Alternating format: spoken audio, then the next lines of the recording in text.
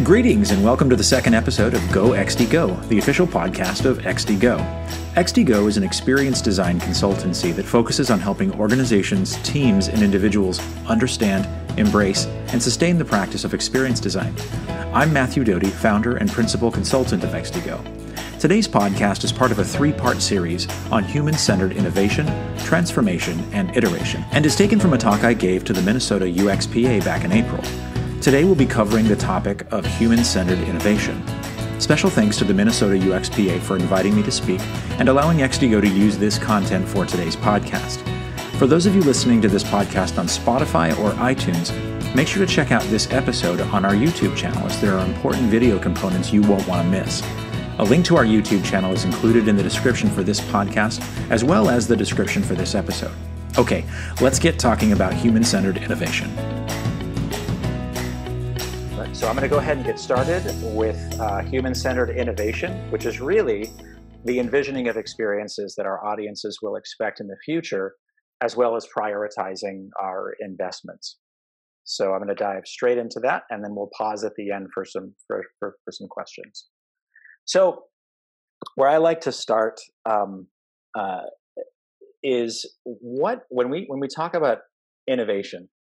It's probably one of our favorite / least favorite corporate buzzwords, and so I like to get really clear about what we're talking about. So my favorite definition of innovation is the action or process of innovating, and I'm not too sure that gives us a lot of meaning there. So my actual favorite definition is an adaptation from this blog. This guy he does a lot of consulting with other companies around innovating, and this is an adaptation of kind of two facets of innovation. So first, innovation. I like to think of innovation as the ability to create new and potentially valuable ideas. I also like to think about innovation as a process of transforming those ideas into viable reality. I'm going to spend a little bit of time at the end talking about viability, but that's a really important word. So when we think about human-centered innovation, then really, in other words, it's creating new ideas and transforming them into viable reality in a way that puts the people that we're designing for at the center of attention throughout the entire process. Or in other words, human-centered innovation is essentially applying the principles and techniques of human-centered design to the innovation process. So right at about this point, I don't know how many of you are feeling this sentiment. That all sounds good. But what does it actually look like? So I'm going to show you. So first, I want to walk you through kind of four. I don't know that they're necessarily stages, but four activities that need to happen in order for human-centered innovation to really bring its full value. And the first is discover, which is all about discovering the audience and the context. You want to understand the audience, the business, and the external environment. The second is a frame set of activities, which is framing the problem as well as the opportunities. So describing the problem space, identifying opportunities. Third is actually envisioning the future. So this is where there's a lot of ideation happening. There's a lot of synthesis and concepts development and crafting a vision for the future. And then finally, evaluating and evolving. So this is about, once we've kind of dreamed big, what really is important? Let's prioritize. Let's put our efforts into the things that are going to matter most, and really begin the process of making progress toward the vision. If any of you, since many of you have been at this whole design thing for quite some time, or have been familiar with it for years plus, you may have already noticed that we're essentially dealing with kind of that double diamond of divergent and convergent thinking when we think about the steps of human-centered innovation. And one of the interesting things that I've discovered, and there's this Harvard Business Review article that I've linked to here, and I'll post a PDF of the slides to all of this, but there are actually 6 common innovation pitfalls that I think probably all of us who have been at this for a while have encountered in some way, shape, or form. The first one is generating ideas without mechanisms to do something with them. So it feels really good to generate a bunch of ideas, but if you don't really have a set of mechanisms to catch and actually process and do something about those, then your innovation efforts are going to struggle. The second is pushing for answers without defining problems worth solving. So a lot of people get really excited about agile and innovation and lean, and they just want to move fast. But we haven't done what it takes to actually identify what problem are we trying to solve so that our fast, quick, iterative efforts can yield something productive or viable. The third is I've seen this urging risk-taking while punishing commercial failure. And just to clarify here, what I mean by commercial failure is once something is released into the wild, whether its goal is to make money or not, commercial failure is essentially you've released this thing and it's not working. The people that you've designed it for are not using it, and it's not achieving what the business wanted it to achieve. So this kind of dichotomy of, hey, let's take risk, but then we punish when those fail, that can really squish a culture of innovation. The fourth one is expecting experiments without providing access to a well-stocked laboratory. This this is actually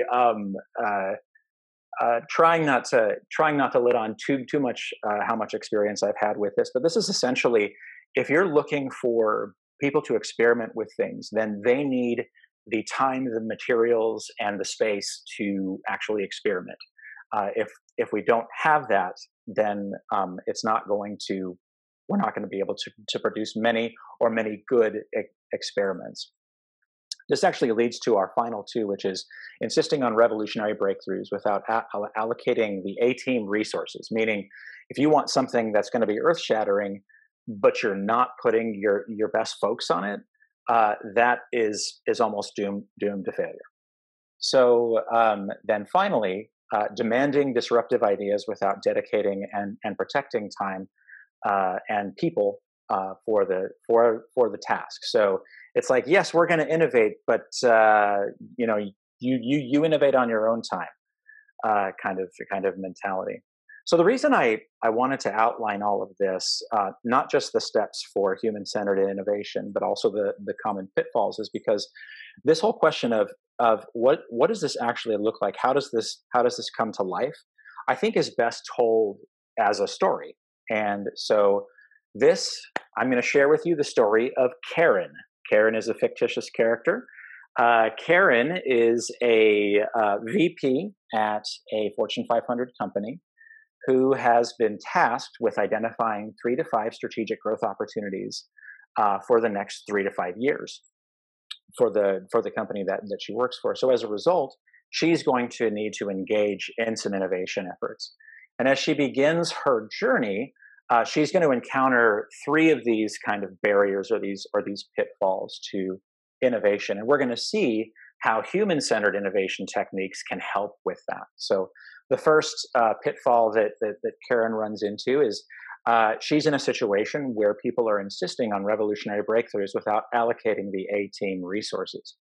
Now, A-team resources, depending on the innovation effort, really who you will need and what qualifies as an A-team resource will vary. But I believe one thing that doesn't vary, especially in innovation, is you need human-centered skill sets. So part of that A-team, part of the A-team resources, you need people who have human-centered skill sets. And so, what do I mean by that? So there's really 3 kind of core competencies that I think people who do human-centered design need to have in some way, shape, or form.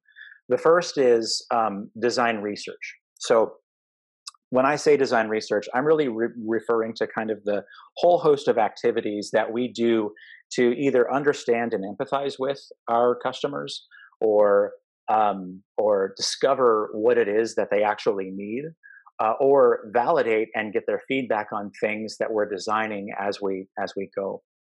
The second skill set I call experience strategy. Experience strategy is kind of nebulous, and so the way that I like to try to at least put some form around it is that it has a lot to do with taking data from seemingly disparate sources and bringing it all together and essentially making the whole greater than the sum of its parts. So translating and distilling the larger story from a bunch of different data points and developing recommendations that inspire decision makers. And then finally, design. So one of the things that I think is probably important for me to say at this point is I view the term design as with kind of a capital D or a big D.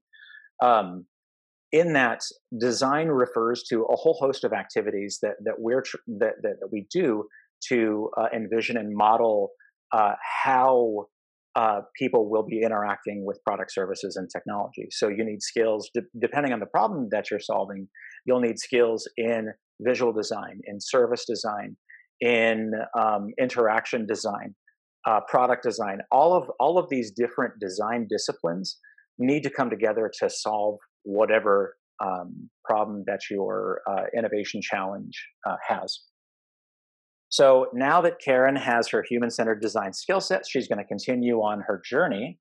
And the next thing she runs into is that she's realizing pretty quickly that everybody involved is really pushing for answers, but they don't really have the problems really well defined, or the problems that they do have defined, they're not sure that they're really the problems they should be working on. And so what I recommend to deal with this kind of pitfall is what I call human-centered problem definition.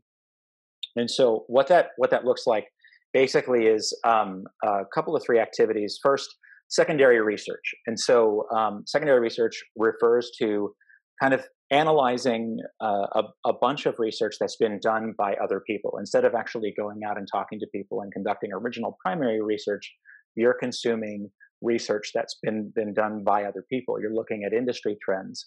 You're looking at past company performance. You're looking at competitors. You're looking at what are the signals telling you, and what educated guesses can you make on where things might be going. The second one is audience observation. I actually, especially in the beginning stages of innovation, I can't think of a better thing to do to get inspired about what to propose than actually observing audiences. And what I mean by observing audiences is actually non-interfering methods where you're actually watching people do the thing or the things that you're trying to solve for. Because when you ask someone what they want or how they use a certain thing, the answers tend to vary drastically from how they actually use it and the problems that they actually encounter. Then finally, audience ideation. This is one of the things that I've come to value, especially in the last 3 years, when we're kind of foraying into new spaces and looking at trying to solve problems that span channels and span company silos. It's really important to the customer doesn't care about the silos, and that's or the audience doesn't care about the silos necessarily.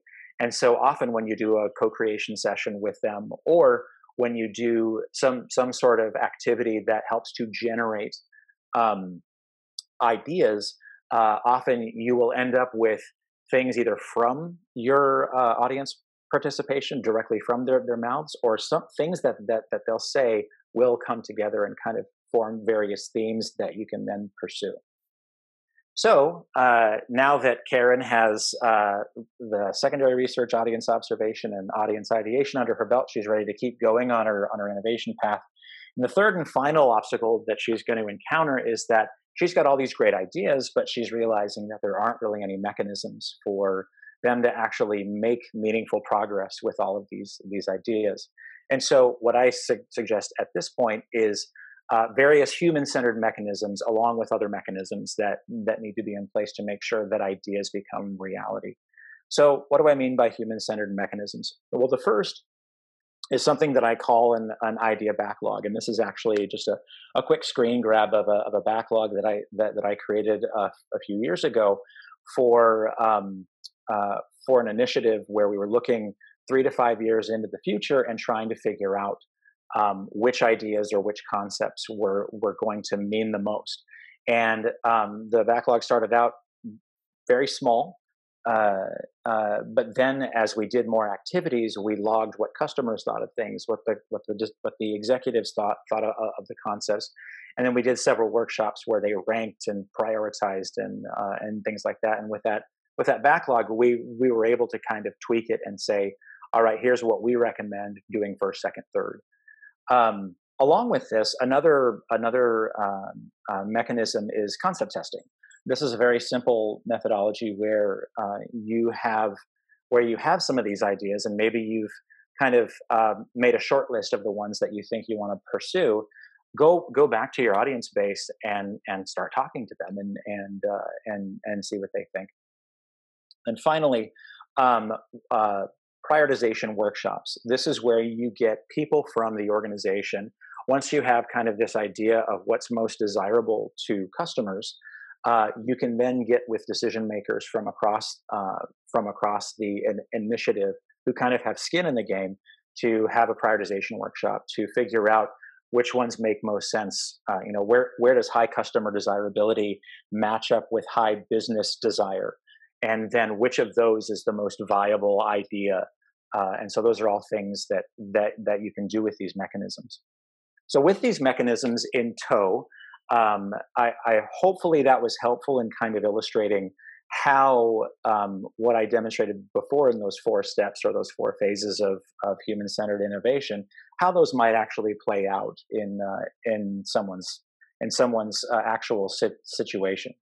So that's where we land there, and I will pause to see if we're just about to the point where we're jumping into human-centered transformation. But I do want to pause and see if there are any burning questions or things that we should discuss before we move on.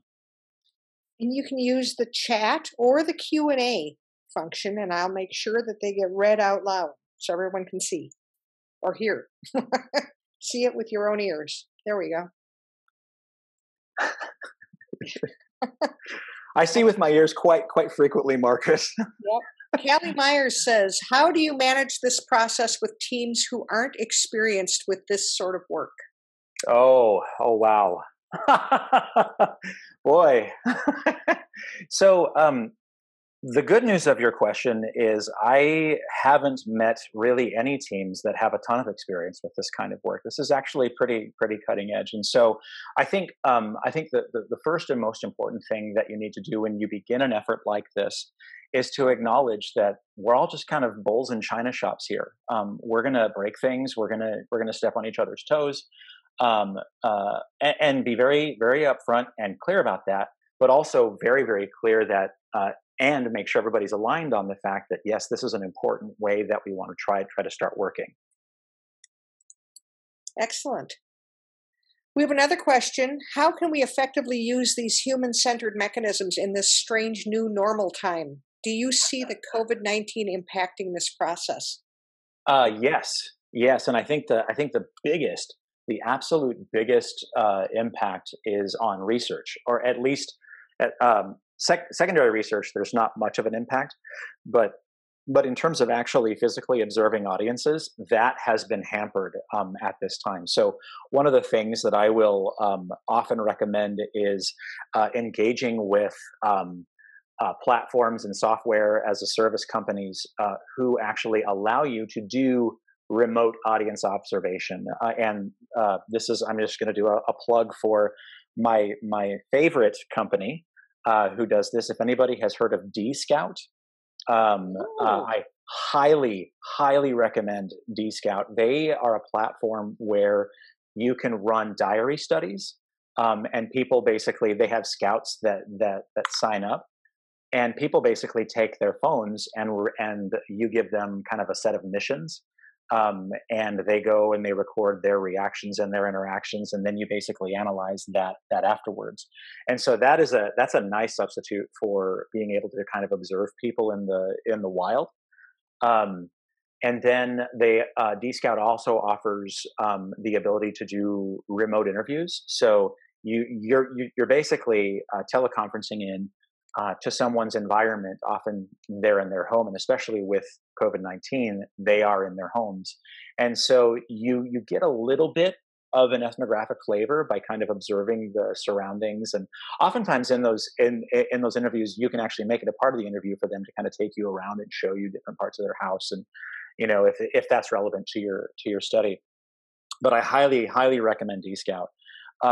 They are there are others for sure, but they are the company that I have had that I've enjoyed working with the most, and their platform is just crazy simple.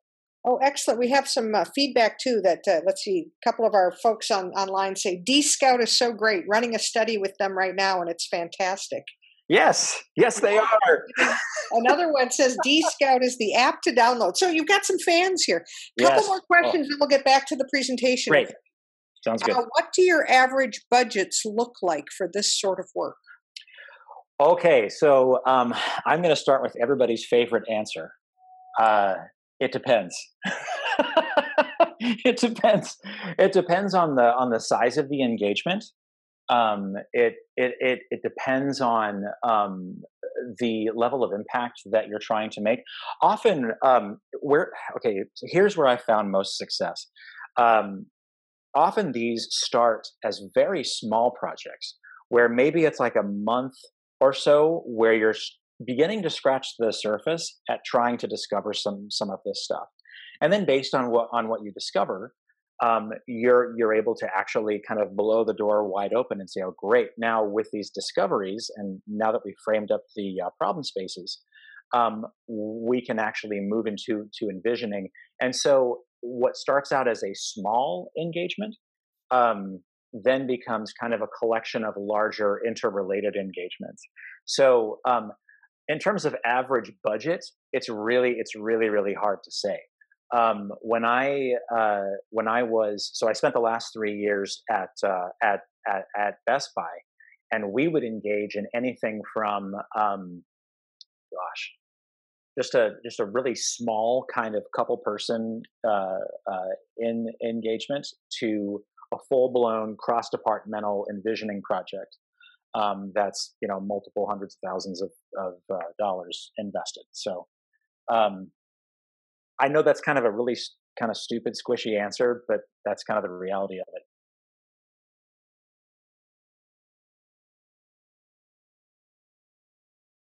Anything else? One last one, contextual interviews or shadowing, and I think you covered that with your DScout discussion. Yes, yeah. I'm going to be like really honest here. DScout's awesome, and doing kind of the remote, quote unquote, contextual interview is a great substitute, is a great temporary substitute, but I would not recommend it if you need deep, rich, firsthand insights. Obviously, with the current situation, we're kind of limited. But as soon as that is no longer the situation, I would not seek to replace actual face-to-face, immersive in somebody's environment with any sort of remote technique. Awesome. Great stuff. I've captured these questions. You can go on with the rest of yours. Zippy. Okay. Thanks again for tuning in to this episode of XDGO about human-centered innovation. Again, a special thanks to the Minnesota UXPA for inviting me to speak and allowing XDGO to use this content for today's podcast. Please like, subscribe, and follow us on YouTube, Spotify, and iTunes. To learn more about XDGO and how we can help you, your team, and your organization build your experience design capabilities, please visit us at www.xdgo.io. Until next time, this is Matthew Doty, founder and principal consultant of XDGO, signing off.